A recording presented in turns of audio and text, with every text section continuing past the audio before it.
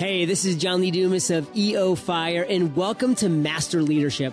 Great leaders ask great questions, and this podcast takes you on a journey to master leadership with questions that matter to leaders who matter with your host, Lily Sanabria.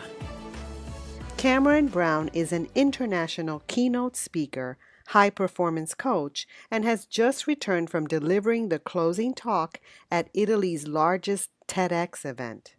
He loves helping people step up to their next level of excellence and showing what's possible when we tap into our limitless potential. Welcome, Cameron Brown. How are you? I'm fantastic. Thanks, Lily. Thanks for having me. Well, Cameron, you are my second-time guest. I feel extremely special right now. Well, our initial conversation was featured in Master Leadership episode 43, and that was March 13, 2017. It's been over a year. So what's been going on since then? A lot's been going on. I've just finished up an 18-month project that took me to 10 countries across 4 continents. That was really about showcasing what's possible when we use technology to leverage our abilities and leverage our impact in the world. And that was absolutely incredible. There was a TEDx talk, the closing talk at Italy's largest TEDx event, became the National Geographic Explorer, which was amazing. There was well over 1 million organic views of the videos, and further speaking engagements that have happened and other engagements that are coming up to really help people thrive in today's digital age and do it in a really effective way. You've been busy. There's been a lot going on. So your project, it's a music video. It's awesome. It's called There Is Still Time. Can you tell us about it? Yeah, absolutely. So I was invited to deliver the closing talk in Rome, Italy's largest TEDx event. That was earlier this year. And I wanted to give a talk where I not only talked about it, but actually showed how it was done. And so I delivered a talk about the surprising power of curiosity and how when we blend that with modern technology, we can speed up and magnify our creativity, our innovation, and our impact in the world within organizations and within our personal life as well. And again, I wanted to show firsthand on stage that I'd already had a lot of experiences, especially over the past 18 months, where the many views around the world, reaching that many people, and all of the things that had happened in my own company, and that surprising power of curiosity, it definitely played a major role in that, as well as the technology. But I wanted to show again how quickly things could happen and how we can do it faster than we've ever been able to before. And so in the 4 months leading up to the talk, I secretly worked with more than 80 people from 40 countries around the world. We recorded a video that included all of those people. They recorded a part of the song that I wrote while traveling the world last year and recorded in their country. So we had people in front of mountains and rivers and castles and ruins and all these other crazy locations around the world. And we pulled that all together into an animated split screen video that played while I played the song live on the stage on a grand piano, and that played on the big screen on the stage. So incredible project to bring all together. We also, for my part of the video, we transported a grand piano out to Garden of the Gods in Colorado, which was amazing at sunrise. And It was incredible to capture that on drone and other close-up video footage. And I think the most powerful thing about this, which was done deliberately, is every single relationship that was involved in this project, every relationship was built through digital technology. So you never met them? We've never met in person before the project. We never knew each other even existed. And as I mentioned, it was done deliberately like that to show how fast you can build relationships, how fast you can connect at a deep level, and how quickly things can happen and you can build remarkable things that simply wouldn't have been possible even just a few years ago. And that was really to demonstrate that. And again, to really drive home the point that curiosity, when you open yourself up to the sea of possibility and then use technology to speed up the rate at which you can create solutions to any of the challenges that you're experiencing right now, you're able to do that faster than ever in a time where technology and specifically social media is copying a pretty bad rap right now. Yes. When it comes to behavioral challenges like depression, anxiety, suicide, narcissism, lower levels of empathy, not just in younger people, but in the adult population as well. I really wanted to drive this home that technology isn't the problem here. It's pointing to it. It's magnifying it. That if unconsciously we believe we're not enough, then we will try to fill that void with external sources. But the pleasure is short-lived while the long-term pain then gets magnified. And so for me, technology has been an absolute beautiful thing because I wouldn't be where I am. I wouldn't have had the opportunities if it wasn't for that technology. But we really do have to be conscious about how we're using technology, be purposeful in how we're utilizing it, because otherwise it will use us, and that will lead to the challenges that we're seeing in the world right now. This is so interesting to me because I kind of shifted myself because I have a 15-year-old and he's developing relationships via social media. And there was such a fear as a parent. But then I had to really reflect upon the fact that I build relationships via social media and they're healthy. And it's about teaching teaching people in general how to do that, right? You raised a good point. Yes, it is absolutely youth, and we'll talk about an adult population in a moment as well. But I mean, I believe one of the most valuable skills that we can develop in our youth is emotional intelligence, is understanding why I feel the way that I feel, why I think the way that I think, and how I can actually do something about that to change it if I want to. Because we are being exposed to an ever-increasing level of stimuli in the world, social media being one of those things. And that's only going to continue speeding up. And so if we already have a fear, let's say within a child, a fear of not belonging or a fear of not being respected by their peers, and social media can speed up the rate at which they feel like they don't belong, in which they feel bullied, in which they feel not good enough. And just as the opposite can be true as well. But if kids aren't aware as to why they're experiencing those emotions, for example, why is it that somebody says something to me? Is that something to do with me? Is it something to do with them? Is it something to do with a pattern of behavior that's playing out? Usually it's a pattern of behavior that's playing out. You're just part of that pattern. And if a younger population can become aware of that, not only is it just becoming aware of it in our normal lives, it's becoming aware of it in our digital lives as well, which is with us increasingly 24 hours a day, right? And adults as well. You know, we see the increase of narcissism in the workplace, and studies coming out about that now, that narcissism is on the increase. Now, is it that narcissism is actually on the increase, or is it that there's mediums for narcissism to be able to come through in an easier way? I don't know the answer to that. I think studies will show that as time goes on. Maybe there's a bit of both. But again, how to be able to deal with some people like that within a workplace, a leader that has that. How do you deal with that? That comes again back to emotional intelligence, understanding why these patterns of behavior are playing out in the first place, and then being able to do something about it. But you're seeing now there are other situations, some high profile from a suicide point of view. Yes. That's like a worst case scenario. Just imagine how many people are suffering that haven't felt that that's the only way out, or at a smaller amount of that in the form of stress or excess stress.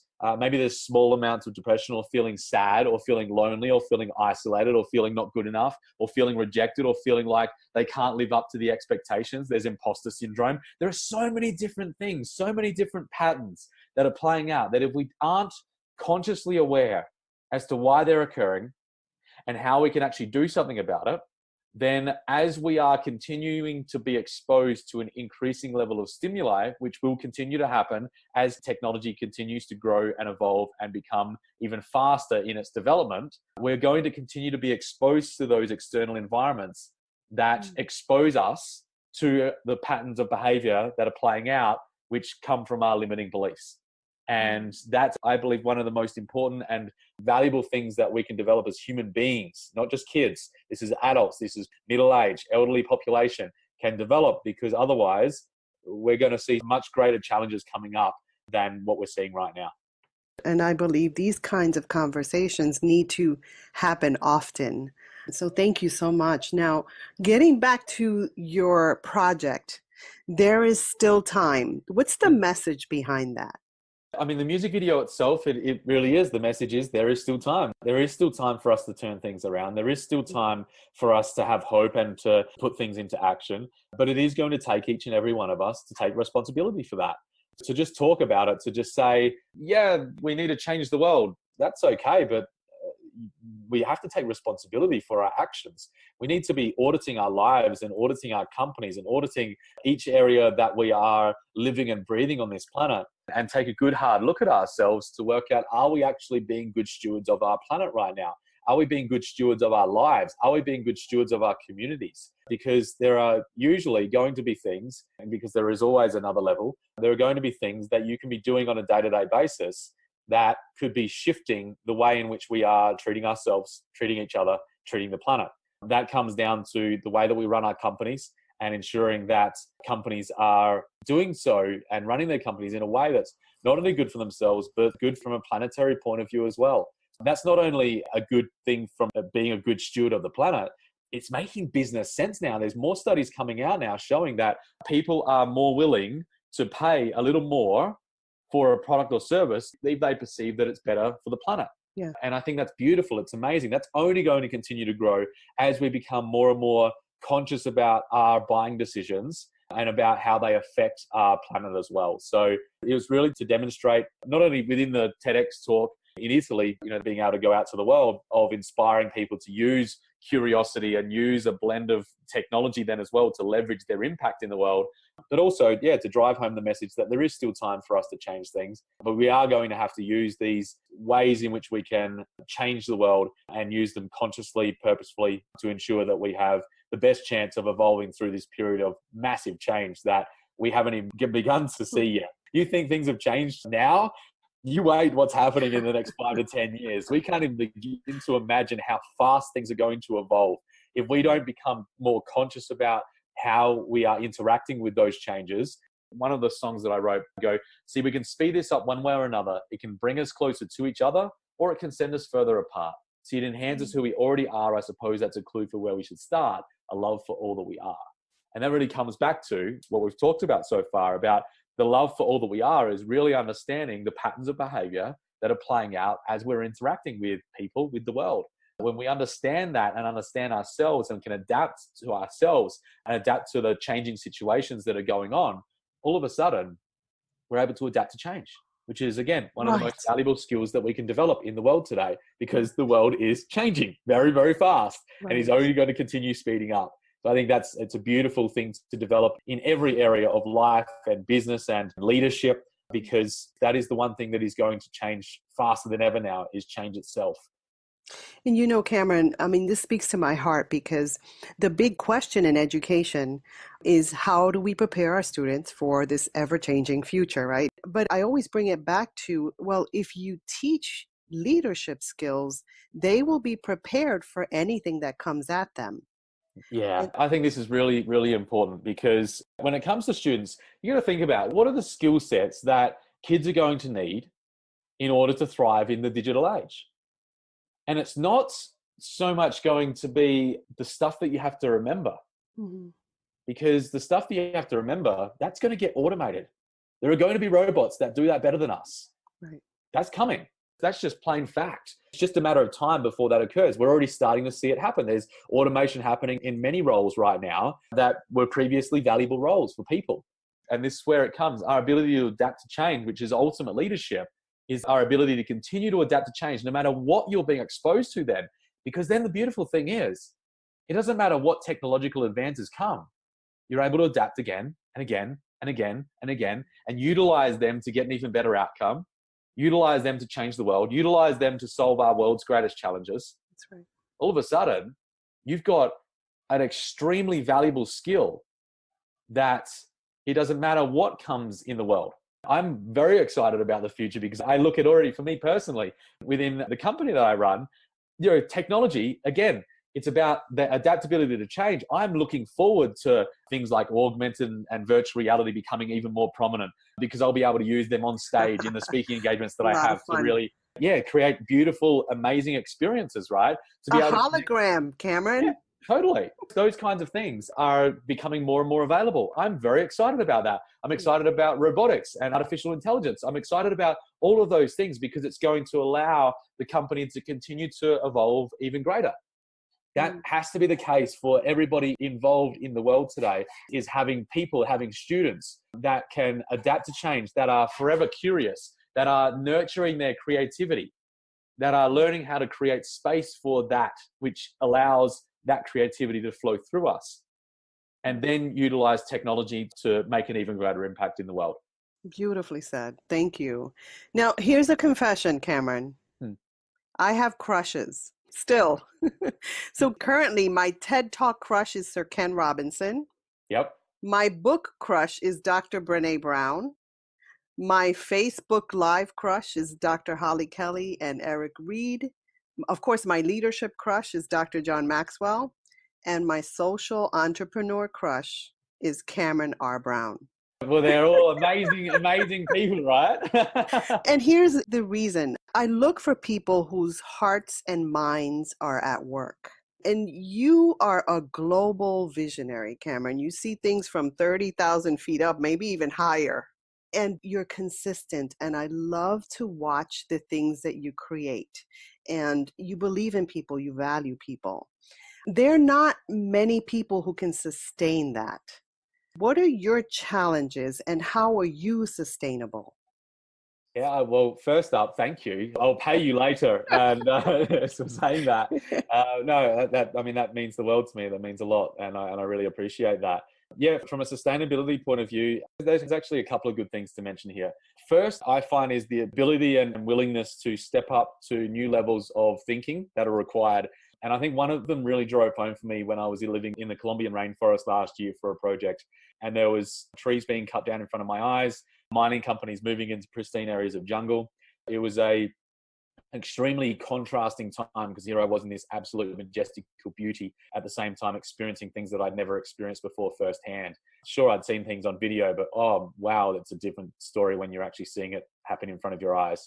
And it was in that moment that I felt very, very small, very small. Like, what am I even doing here? As if the stuff that I'm doing is even making an impact in the world. And there was a moment of despair and apathy that came up there. And it took for me to shift my thinking to be able to be optimistic. And it came, there was a situation that happened after a day of seeing that. And I walked down to a river with my backpack on. The place I was staying didn't have windows. So I took my backpack with all of my technology and video equipment and computers and all that kind of stuff down to this river. So just to take with me just in case. I took it down with me, found a spot and went to sit down. And as I sat down, I slipped and started falling back a little. And what happens when you're falling back a little and you have a very heavy backpack on is you have no choice but to go back. And so like I fell back, my head smashed against the rock on the back and my right arm bent in a really weird way. And I sat back up and was in a bit of pain, or a fair bit of pain. And then one of the first things that popped into my mind, I was sitting next to this river. And it was Jane Goodall, a beautiful, amazing human being, who once said, there's still a lot left that's worth fighting for. And that's what popped into my mind. And I thought, yeah, fair call. Okay. And it was in that moment that I realized that I need to be a human being that can withstand such things in the world, such external circumstances, environments, because if I don't become that person, then how am I going to inspire millions of people around the world? How can I continue to inspire over many years? Now, here's a woman who, for decades, has been able to maintain that hope and optimism. And I think that comes down to having great people to be able to look to and see, how did they think? How did they move through the challenges they were experiencing and being exposed to be able to still stay optimistic and stay hopeful? And so that's a big one, is continuing to up-level my thinking to be able to withstand increasing levels of contrasting experiences. I think is probably a good way of explaining that. At the end of the day, anyone can be good when things are going well. Anyone can be on top of the world when things are great. But it's when all hell is breaking loose. It's when things are dire, when you're exposed to things that challenge the hell out of your beliefs and really put you in interesting positions. That's the real making of you. And I think that's the real making of leadership, is the ability to continue being a person of influence, a person of inspiration, even when those situations are going on. So that, I would say, is one of the biggest lessons from the past 12 months especially. And then I'd say the other is sustainability of personal excellence.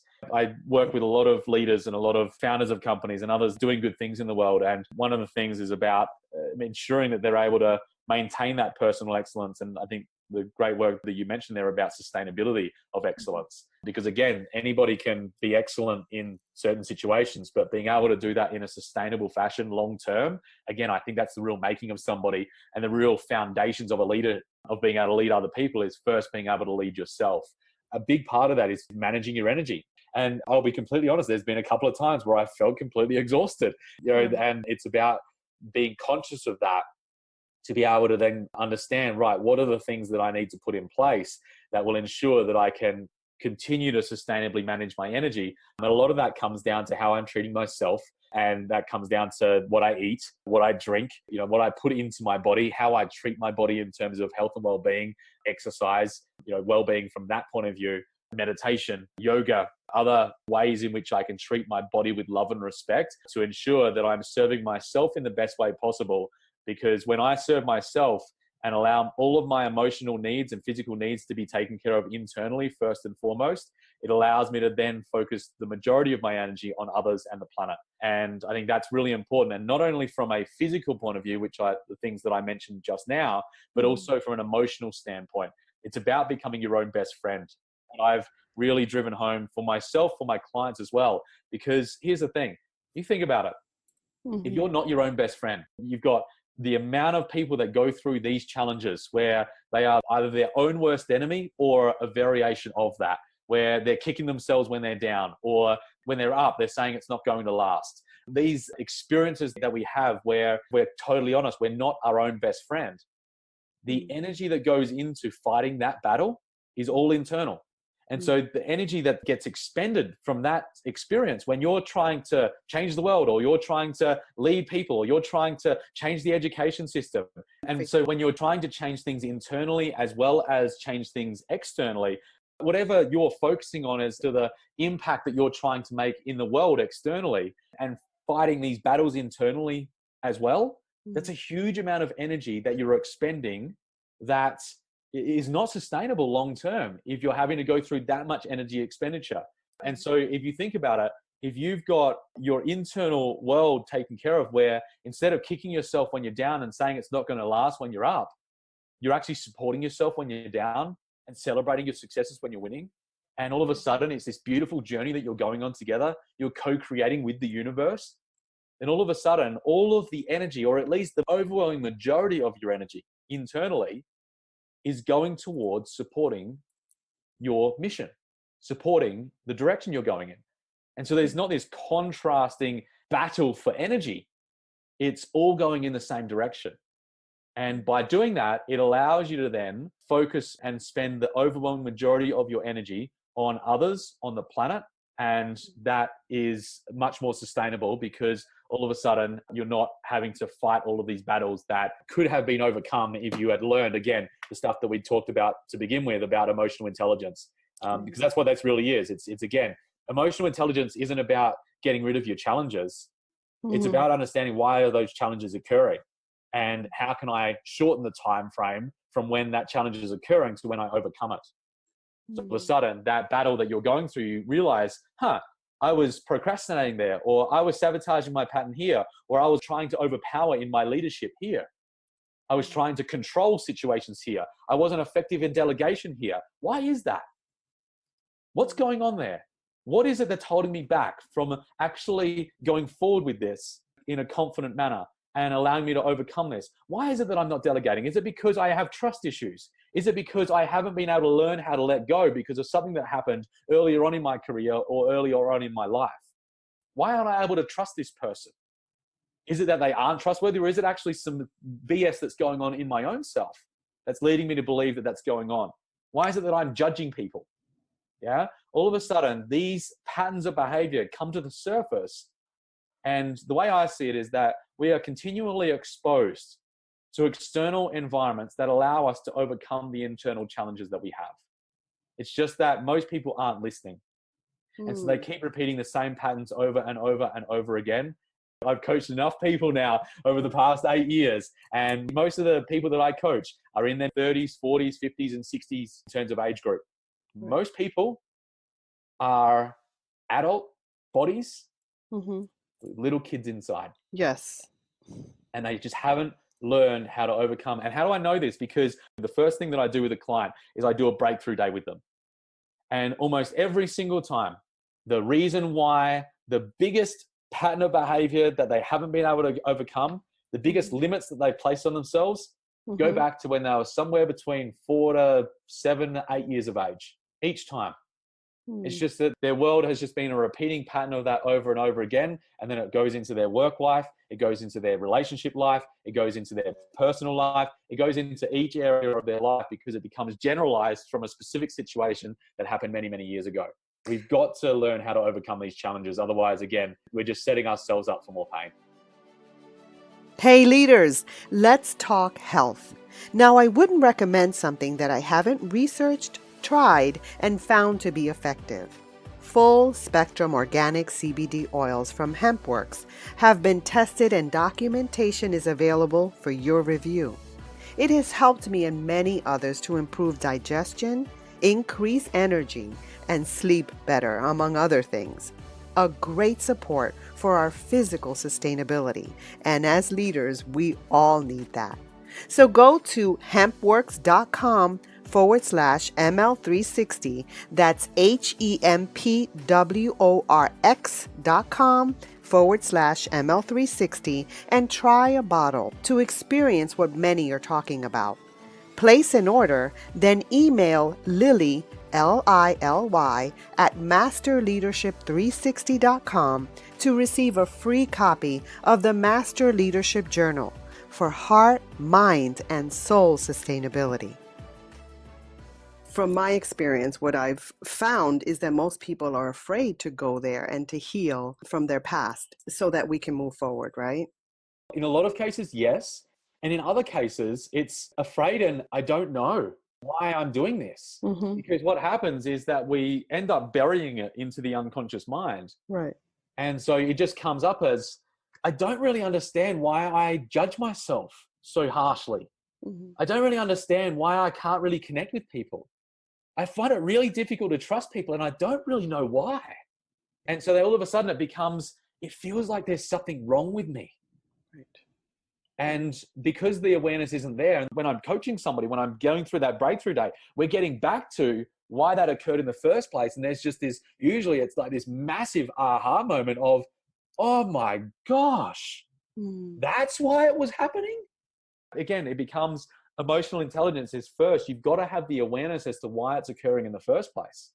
Once you've got the awareness about it, then you can go about changing it with specific tools and strategies to be able to shift those belief systems and break through them. And there's specific things to do around that. But first and foremost, you've got to understand and get to the core of why it's really playing out. This is why I say that technology isn't the core problem here. It's pointing to it and it's magnifying it. Yeah. Technology is simply a magnifier. And when we realize that, then we can understand that the patterns of behavior that are playing out in social media now, where we're seeing the early studies showing increase of depression, increase of anxiety, lower levels of empathy, increase of narcissism. These patterns are simply that, patterns of behavior that are just repeating over and over again, just in different forms, and now at an ever-increasing rate because we're being exposed to an ever-increasing rate of stimuli. Cameron, you speak about coaching a lot, and that's something I speak about as well. How important is it to have a coach speak into your life? Yeah, I think it depends on where you're at right now. The way I see it is that you can always benefit from a good coach. A bad coach, maybe not so much. Not so much.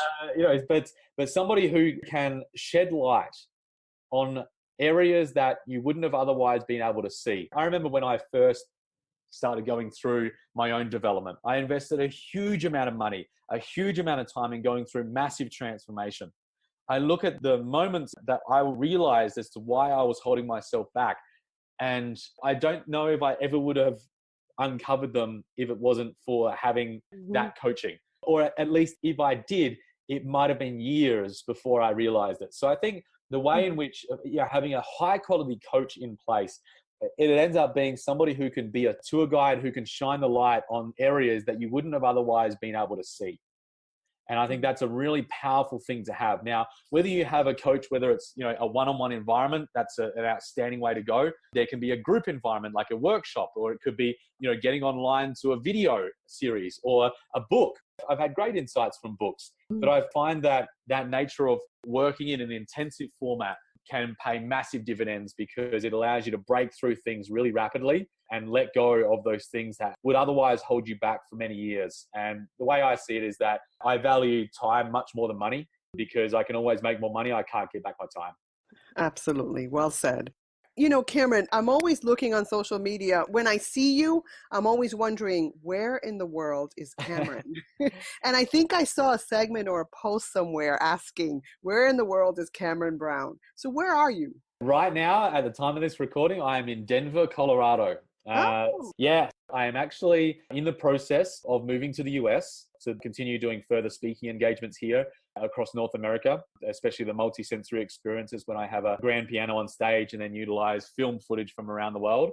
So yeah, very excited about being in North America and helping to make a greater impact in this space through the speaking and coaching here. Well, we're excited about that too. So when I see you on social media, it's always you, your t-shirt, and your piano. That's your signature. What's up with that? Yeah, the piano is a big part of my life. I've been writing for many, many years now. It's, for 17 years. I love finding places to live in that have a grand piano in them. The place I'm leasing here has a beautiful grand piano downstairs, which is amazing. And for me, it's a representation as well. So not only does it allow me to make a greater impact because of the work that I do and having a grand piano on stage with the talks that I deliver, to be able to provide an experience that you just can't get with other teachers, but it's also a symbol of the utilization of your unique talents and strengths to make a greater impact. I believe that everybody has a unique set of talents and strengths. Some of them natural, some of them are developed over time. But we have this unique set that makes us unique in this world, that makes us only us and can allow us to make an impact in the only way that we can. Now, that might not be a piano for somebody. It could be building a technology. It could be leading a class. It could be changing an entire industry. But the piano is really a representation of you can utilize your unique talents and strengths to make a greater impact in the world and do it in a way that only you can. So that's really a way of inspiring people to take on that in their own unique way. But yeah, it's a fun thing to be able to do as well. I love being able to deliver those talks where I do have a grand piano on stage. It's where I feel at home, and it's a beautiful experience to be able to share with people around the world. Awesome. So Cameron, one of my goals is to be connected with you somehow. I'm a big fan because I see you as someone who greatly values others, and that beautiful mind and heart is always at work. One of my goals is to connect either via coaching or collaborating in a project. And I know that many of the listeners are thinking the same. So what are some things that they can do to connect with you and your important work? Sure. Again, really appreciate the kind words. For those tuning in, speaking is a potential from a collaboration point of view, whether it's a conference, whether it's a summit, whether it's a specific type of engagement that's an opening or a closing keynote, for example, or something similar, where they really want a unique experience for the audience. I think that's a really important thing to talk about is, being able to have a grand piano on stage is a pretty cool thing. I think the beautiful thing is it's beautiful for students. It's beautiful for adults as well. There's a different talk for each that happens there. But yeah, really, that's a major way. The other is the coaching that I do. I continue to love working with people who are wanting to change and wanting to step up to that next level and maybe haven't worked out a way to actually do that yet. So love helping people to really break through and live a more fulfilling and impactful life in the world. And then, yeah, from time to time, there are different projects like this latest one where we took the grand piano out into the wild. There'll be future projects like that where there's the ability for people to be involved from a partnership point of view, a sponsorship point of view. So yeah, there's always creative ways that I'm looking to demonstrate on the stage how we can utilize technology to leverage our impact. So yeah, I always like hearing from people there. The easy other way is simply jumping onto the website, thrivingcollective.com, and otherwise the social media handle, which is Ask Cameron Brown, ASK Cameron Brown on Facebook and Instagram and all the other social channels. Beautiful. So thrivingcollective.com. Yeah. Cameron, thank you so much for your time, for your energy, for your love, for your passion. Thank you very much. It's been absolutely great being on here today. Great questions. And I really hope that the insights shared today for those tuning in, that it really inspires you into action, not just inspires you, but to inspires you into action. That's what we need more than ever right now, especially in the education system. We really have the opportunity to transform that industry. And if we do it, then we give ourselves hope for our future. That's what I truly believe. If we don't, then we're in some serious trouble. So, those tuning in that are in this industry, really take this on, take it to heart, and think about what can I do to allow our next generation to really thrive at their level of excellence and thrive in this digital age. I think we're in a really beautiful and a magical time to be alive. We have just amazing opportunity to really transform this. So yeah, like I said, I really hope that it inspires you into action, and would love to hear from any of you who would love to have a conversation. Great. Thank you so much, my friend. Have a great weekend. Bye-bye. In closing, here's a quick message. Coaching is the art of influence that underpins leadership in the 21st century. It is the very thing that can get you from being stuck to being extraordinary. So go to masterleadership.org and sign up to get a free coaching session. Until next time, continue to ignite that leader in you.